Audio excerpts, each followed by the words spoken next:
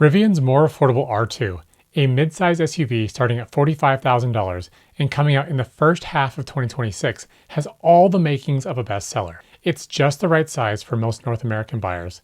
It has all the aspirations and DNA that make Rivians just plain fun, and importantly, it's slated to start right around the average American new car price of $45,000. Plus, the timing is looking pretty good as EV sales globally start to really accelerate. In 2025, global EV sales are expected to top 25% of all new cars sold. But as good as the Rivian R2 looks, based on what we've been told is included, does it have a secret feature that Rivian is holding close to the chest? I'm going to make my case on why I think the Rivian R2 will have this specific hardware feature, what it means for the future of the Rivian lineup, and why it may make more sense than everyone else thought, at least up until now. Let's go ahead and dive right in. First, let's cover what we know is included in the Rivian R2 as it builds the foundation for this particular new feature. While the R2 finds many ways to trim the build costs with things like a structural battery pack, 2.3 miles less wire in the wiring harness, simplified components and trim pieces, not to mention the removal of things like air suspension, rear screens, and more compared to the much more expensive Rivian R1S.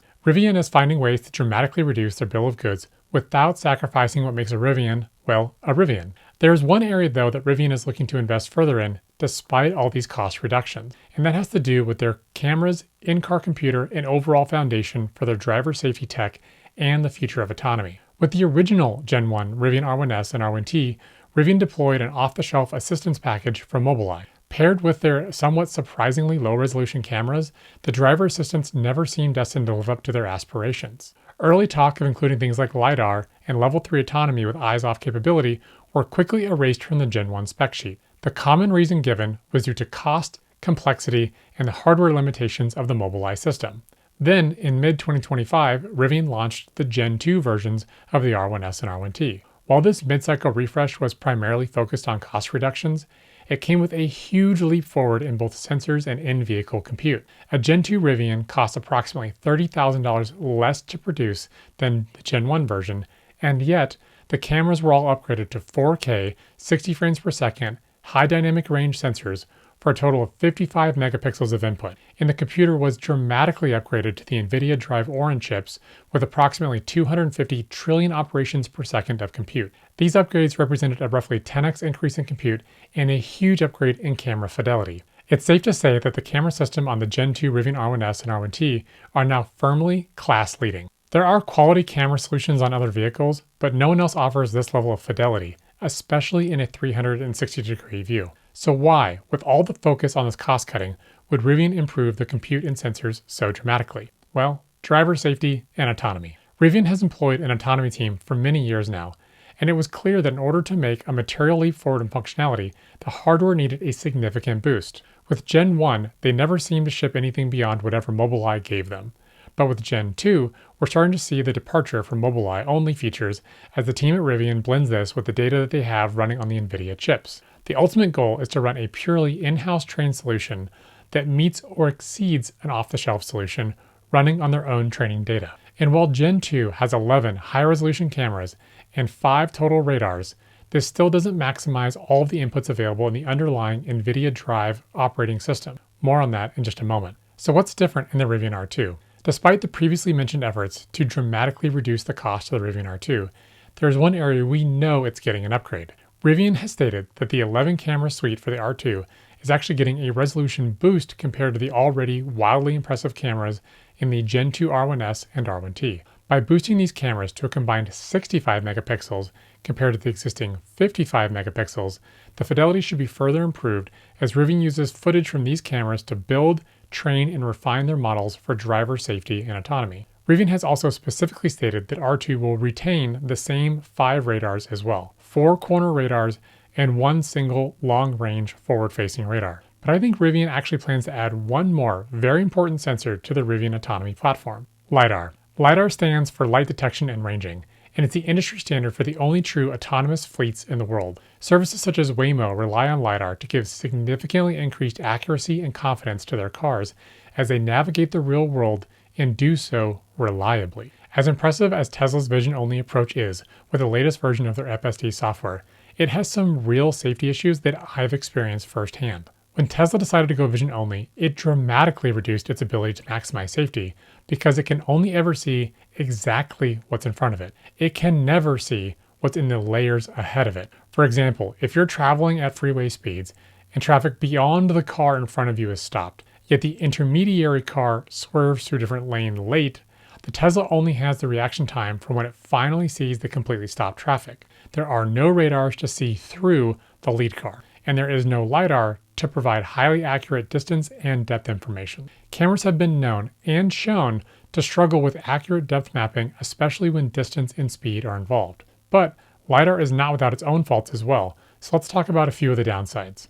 First is placement. One area, though, that has been hard to solve for designers is where the heck to put a LiDAR sensor on consumer vehicles. Commercial vehicles tend to be less afraid to slap on sensors all over the place. Clearly, they have prioritized function over form, and for their use case, that works out just fine. But you're going to have a hard time selling a consumer on expensive tech that looks like a Lego set gone sideways when cars tend to be an emotional purchase driven by design. As the technology has improved, though, so has the form factor and placement requirements. While not completely invisible, companies like Lucid, Volvo, and Polestar have found a more attractive way to get sensors into their cars. You can still tell where LiDAR is, and it's still not super attractive, but it is worlds better than the early implementations of the technology. Second is cost. Every single little piece in a car costs money, from simple elements like trim and hinges to more expensive items like wiring and connectors. Each element in the car adds up, and the sensors for autonomy are far from being the cheapest thing on the vehicle. However, the cost for LiDAR has come down dramatically in recent years.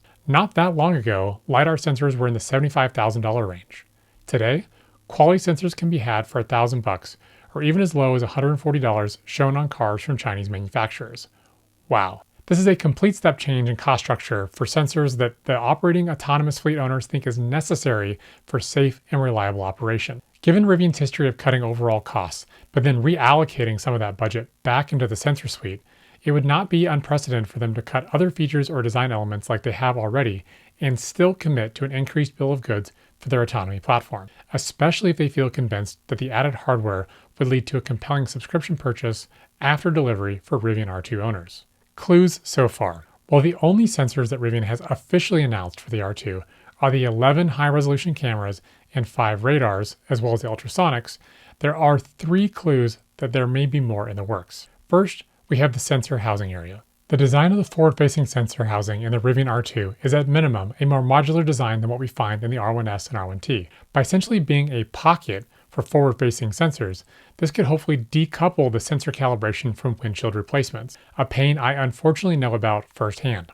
But this placement and modular design is extremely close to the housing design from Volvo and other manufacturers' choice for LiDAR. We've seen this modular pocket both in the eco process for the production-ready R2 bodies, but also in the production validation fleet recently unveiled. Second, we know that LiDAR was part of the design brief for R2. A member of the Rivian design team mentioned that the brief for Rivian R2 was to create an affordance for LiDAR to be part of the final product. Now, this does not guarantee that LiDAR will be included, as Rivian has been talking about their interest in LiDAR since the very first Rivians were shown to the world. They ultimately decided for the early versions of R1S and R1T that LiDAR was too expensive and they couldn't properly utilize it compared to the cost. However, the fact that they've had continued internal interest is still noteworthy now that we are several generations into the product design process. Third, we have native support for LiDAR in the NVIDIA Drive OS specification. When Rivian launched the Gen 2 version of the R1S and R1T in mid-2025, they made a huge upgrade to NVIDIA Orin chips. Rivian still hasn't said which chips they plan to use in R2, only that they will have 2.4 times the neural network performance, but I do suspect that it will continue using NVIDIA, perhaps the even more powerful chips called NVIDIA Drive Thor. All of these powerful chips come with the software from NVIDIA called Drive OS as the underlying operating system to implement their in-house models on. This base layer operating system has built-in support for various inputs such as the cameras, radars, and other sensors around the car, including notably native support for LiDAR. That means as Rivian builds their in-house solution to feed the underlying OS and to build the perception stack before it hits their models for vehicle control, that perception stack can have improved accuracy and confidence using their early sensor fusion that goes above and beyond the camera and radar solution that they rely on today. By virtue of this support being free, in the sense that already being included without extensive development work adds to the probability of LiDAR being true. So what does this all really mean? First and foremost, I think it's important to say that LiDAR is not confirmed until we see it shipping on a Rivian R2 that consumers actually take delivery of. But there does appear to be an increase in support elements that point to LiDAR being more and more likely. Rivian CEO RJ Scaringe said on their last earnings call that every Rivian R2 will have the same autonomy suite regardless of trim level. And while I know cost is a brutal focus point for Rivian, as it should be, their recent increased enthusiasm for additional safety and autonomy features has me leaning towards LiDAR being a real thing in the final product. I just hope they find a way to utilize it beyond the dream of point-to-point autonomy, something that I'm personally interested in, but only a minority of the market has interest, let alone trust in, as it stands today. Hopefully they find ways to leverage the autonomy platform and implement additional safety features and improve performance for even basic cruise control and lane keeping functions. And if LiDAR does deliver on its core promise of improved safety and new features, how soon could we see it integrated into the flagship R1S and R1T? Perhaps as a 2027 model year? But what do you think? Do you think Rivian is going to include LiDAR on the Rivian R2? Do you even want Rivian to include LiDAR? Sound off in the comments below. And don't forget to like and subscribe, as it really helps the channel and the YouTube algorithm. Until next time, stay curious.